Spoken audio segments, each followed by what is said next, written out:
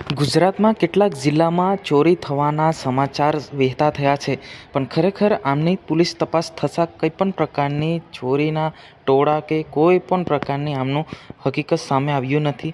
ખરેખર મિત્રો, આવી અફવા ના જ ફેલાવવું જોઈએ, જેથી કરીને લોકો ડરી રહ્યા છે, ઘરમાં સૂતા નથી.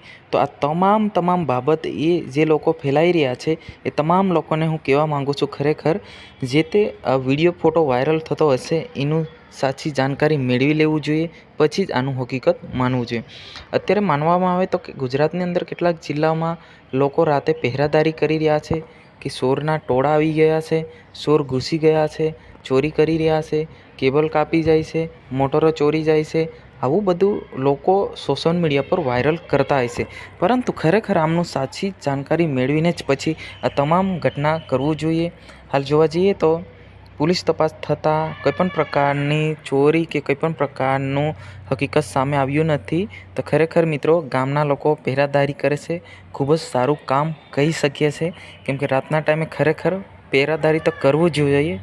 આ ચોરના લીધે નહીં, પણ અન્ય કામ માટે પણ આપણે કરવું જોઈએ, આપણા પોતાના બચાવ માટે.